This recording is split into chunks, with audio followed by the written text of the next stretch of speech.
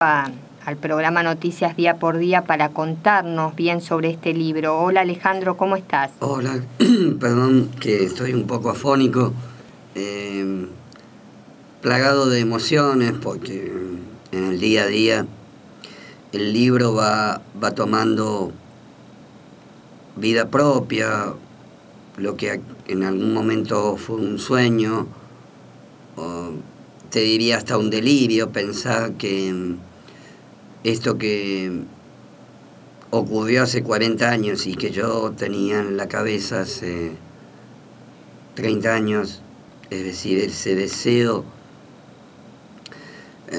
potente de contar esta historia, una historia conmovedora que habla de militantes que además tenían discapacidad, de militantes políticos en la década del 70, algunos de ellos están desaparecidos, otros tuvimos la fortuna de sobrevivir, y ese grupo cargado de sueños, cargado de una potencia inigualable acerca de querer la vida, de pretender una revolución en el sentido de cambio, en el sentido de que había que luchar por la dignidad del trabajo, por ser protagonistas de la vida, por ser protagonistas de la vida todos los días, ocupando un lugar que no estaba reservado, el lugar de actores políticos.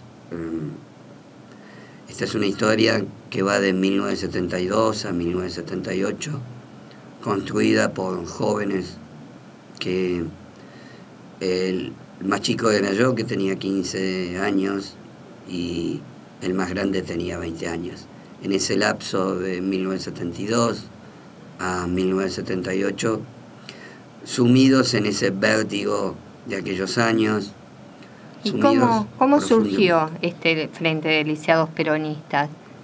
Bueno, 1972, la dictadura de Alejandro Lanusse, la vuelta de Perón a la Argentina, eso implicaba, después de 18 años de proscripción, que Perón venía fruto de las organizaciones que intentaron su vuelta y de el conjunto de sectores populares que hicieron posible que Perón llegara a la Argentina.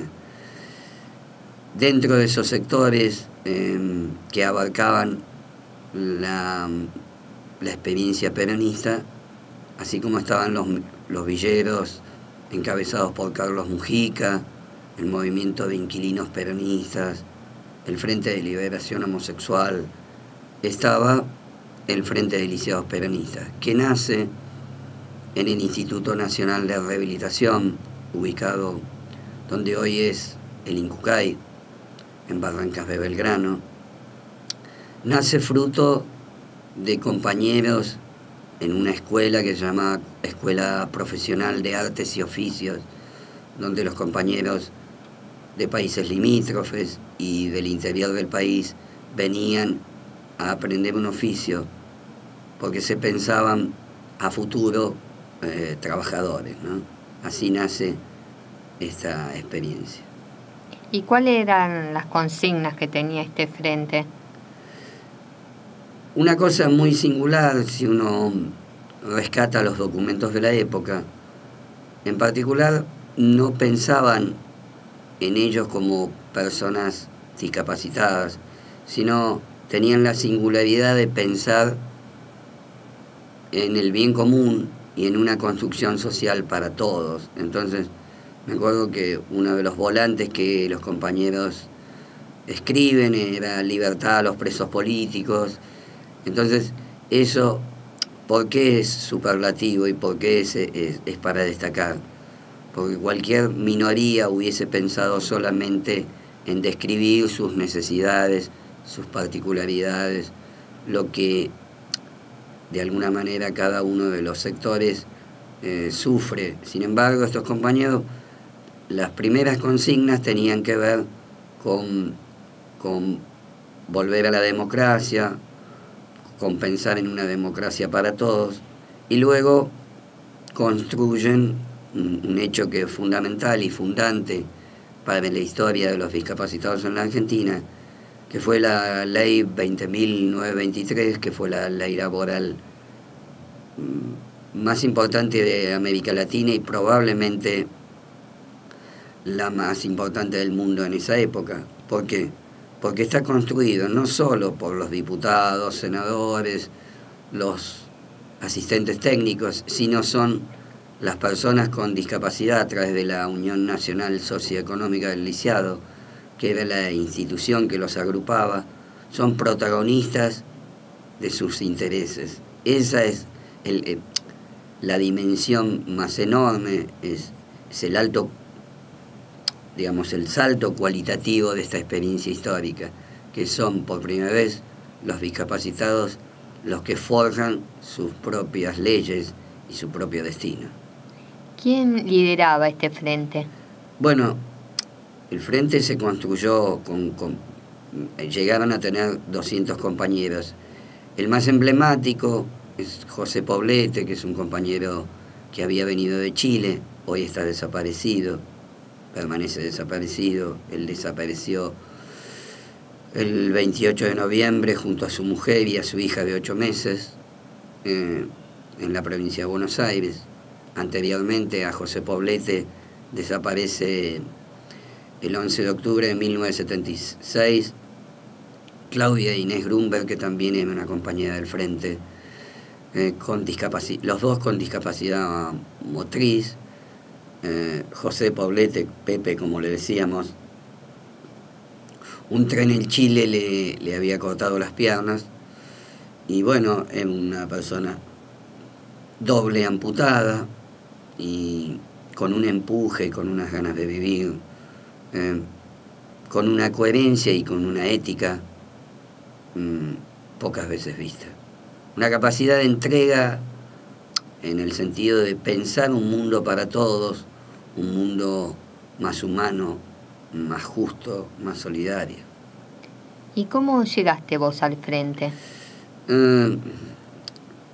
Yo quedo ciego a los 15 años, tuve un accidente jugando al fútbol. Primero fui delegado estudiantil aquí en Buenos Aires y un día mi madre, que fue un gran motor para mi vida, y en mi casa la participación política no era ajena, la palabra política no era una mala palabra, sino se pensaba en política de un hogar con ideas socialistas, pero con la idea sobre todo de que había que trascender y que el estar en el mundo significaba participar con otros en alguna experiencia social, ¿sí? No escapé al destino que por lo menos intentaron forjar mis padres para conmigo. Y entonces estaba escuchando la televisión y escucho que unos chicos estaban luchando por una ley laboral. Perdón.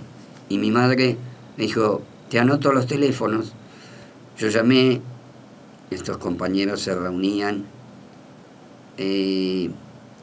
Fue el 13 de septiembre de 1974,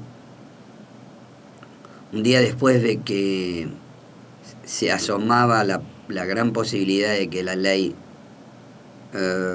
fuese promulgada, y la ley tenía en su fundación y lo principal de la misma era, por un lado, la participación de las personas con discapacidad y por otro lado, que todas las empresas mixtas, estatales y privadas, debían contratar personas con discapacidad. Esta ley, al llegar los tiempos más oscuros de la Argentina, la dictadura cívico-militar, la derogó, y hoy la ley que tenemos en materia de discapacidad no es una ley de la democracia. Eso también es una deuda que debemos ir mejorando o saldando, porque tiene que ver con esto, con algo que nos falta y que debemos, así como estaba una ley de medios para democratizar la comunicación, en términos de discapacidad, hay varios proyectos de ley que intentan de algún modo homologar aquella ley que la dictadura derogó, ¿no? Vos te acercaste al frente y contanos bien cómo empezaste a participar y bueno, y después, cuando llegó la dictadura, ¿qué pasó? Bueno, yo siempre lo cuento y lo contamos en el libro, en la crónica. Yo llegué al frente como un adolescente que buscaba novia, digamos, una cosa mucho más pueril, más humana. El libro está cargado de una humanidad porque en la descripción de los personajes que hacemos es una descripción profundamente amorosa, es decir, pibes que tenían 16, 17, 20 años, que querían cambiar el mundo, pero que les pasaban las mismas cosas que a los demás pibes. Soñaban, se enamoraban, se desenamoraban. Y yo me acerqué porque me sentía solo, recién había quedado ciego, no sabía cómo manejarme, qué era ser una persona con discapacidad. Y los compañeros me recibieron con amor, con entrega, con naturalidad. Fui incorporándome a ese grupo, primero como un grupo de amigos, y después me di cuenta que esos chicos que abrieron la puerta de su corazón también tenían una vocación política, y en esa vocación política nos encontramos todos. Entonces la historia fue mucho más, insisto, mucho más natural, muy vertiginosa, porque aquellos años fueron violentos, difíciles y de muchos cambios.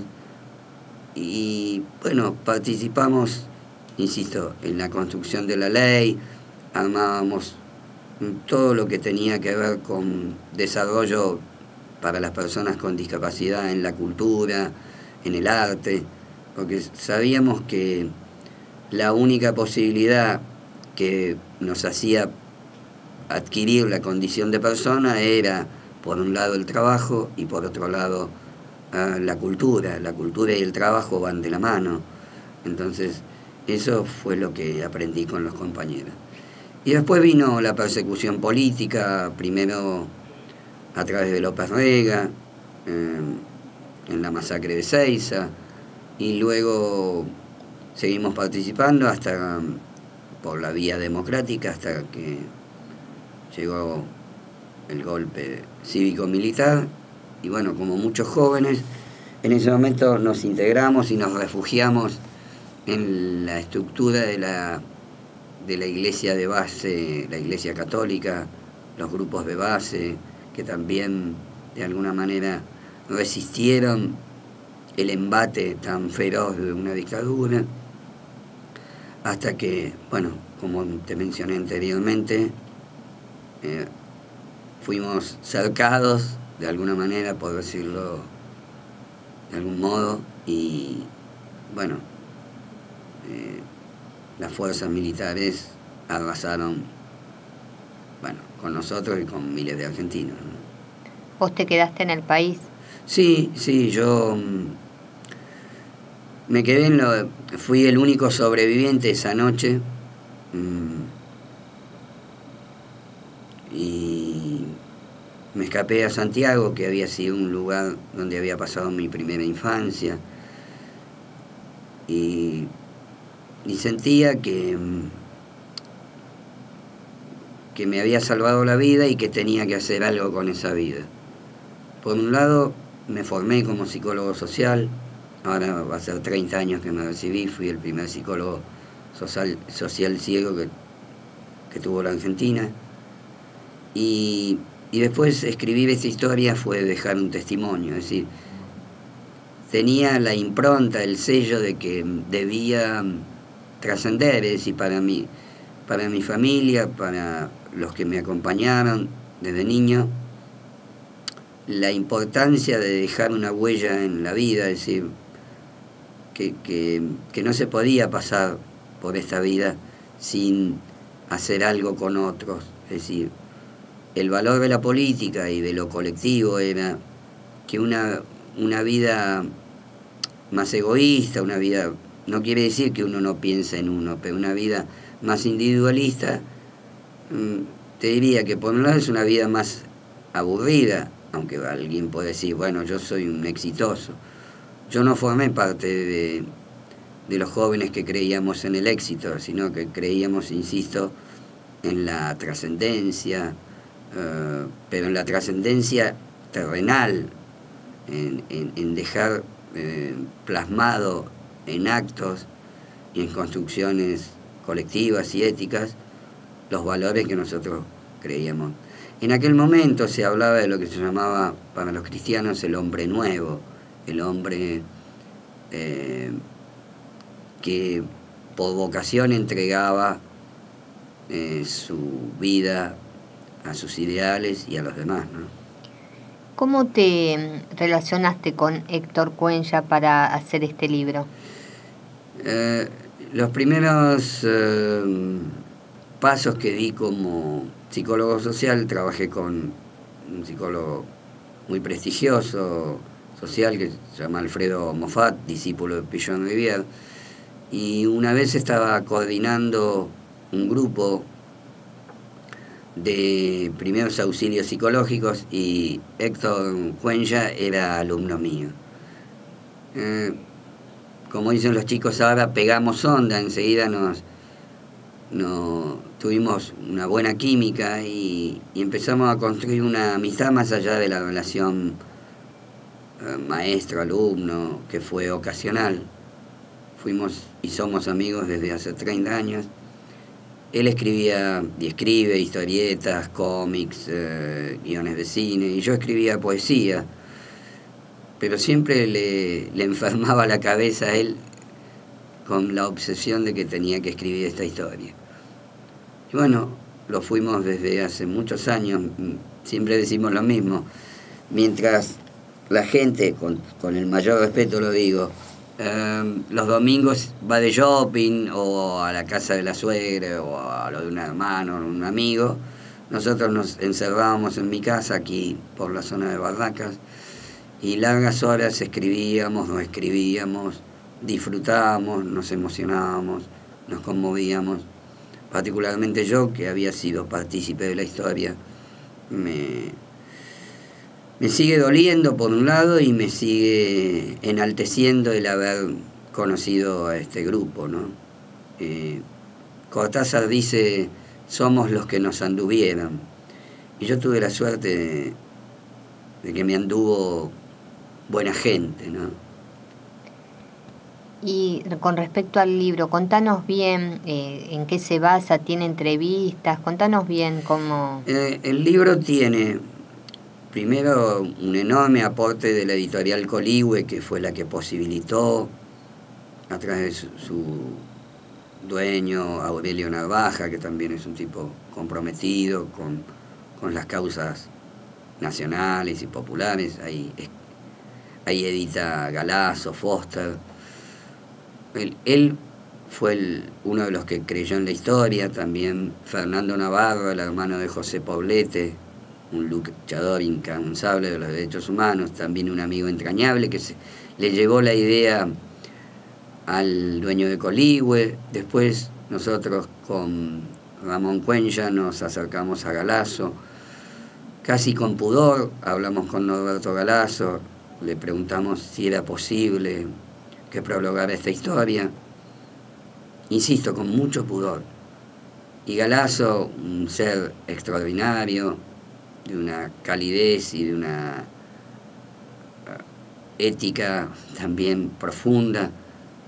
Le dejamos el material virgen, es decir, todavía no había ido a la imprenta, y a los pocos días me mandó un correo diciéndome en 15 días venga a buscar el prólogo. Por supuesto, yo abrí el correo y salí disparado. Lo llamé a Ramón, después ya estaba mi mujer ahí, me fundí en un abrazo con ella, emocionado.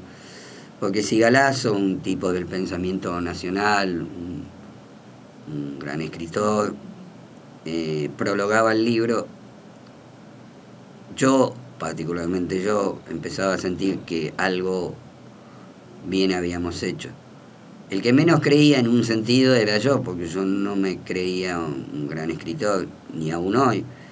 Lo que sí puedo decir es que el libro que ha sido presentado hace 2 meses en la Feria del Libro, menos de 2 meses, va circulando entre la gente con discapacidad y entre la gente sin discapacidad, y parece que es un libro que se deja leer con facilidad. No es un libro panfletario, no era nuestro objetivo, es historias de vida puestas en literatura. Entonces tiene una primera parte que es una crónica, una segunda parte que es entrevistas a personas que rodearon la historia y a compañeros sobrevivientes, militantes populares, y una tercera parte que es una parte documental, donde están documentos de la época del Frente, el texto de la ley, una carta dirigida al Frente del general Perón, y algunos poemas. El único poema mío que casi yo no lo quería poner, pero me empujó Ramón, es el que vos mostraste al principio, y después algunos poetas desaparecidos que entre capítulo y capítulo aparecen de alguna manera para traer a los olvidados de la historia. Una frase que yo escribí al inicio del libro, que dice: la memoria es un faro provocativo en el corazón del hombre. Y entonces la única manera que esa luz no se apague es que se multiplique con historias como esta, porque así como nosotros, nosotros como país tenemos como idiosincrasia personajes muy fuertes. Uno puede coincidir o no, pero a Ernesto Guevara lo conocen en todo el mundo. A Eva Perón la conocen en todo el mundo. A las abuelas de Plaza de Mayo también. A las madres de Plaza de Mayo también. Inclusive no coincidiendo, no lo digo como con el deseo que uno pueda coincidir o no con esta postura política. Y esta historia, Los Rengos de Perón, es una historia muy singular, porque son personas militantes que además tenían discapacidad. Hecho bastante inédito en la historia de militantes políticos. Y eso habla también de nosotros, de nuestra singularidad como argentinos, ¿no? Que podemos, a veces cuando tenemos nuestras propias melancolías, somos un pueblo bastante melancólico, a veces creemos bastante poco en nosotros, cuando aparecen en esta historia, que siempre son historias grupales, dan fe de lo contrario, ¿no? Además, lo que queríamos contar en el libro también es que no es una historia de esfuerzos individuales, porque nosotros no creemos en los esfuerzos individuales, creemos en los esfuerzos, pero que se potencian y se multiplican y se reproducen con mayor esperanza cuando las experiencias históricas se construyen de a muchos. ¿Quiénes son los desaparecidos que figuran en el libro? Claudia e Inés Grunberg, a quien está dedicado el libro, es la compañera que tenía 22 años cuando desaparece y que poco sabemos de su historia, y José Poblete, que desaparece el 28 de noviembre de 1978. Contanos alguna anécdota que haya quedado muy fuerte en vos.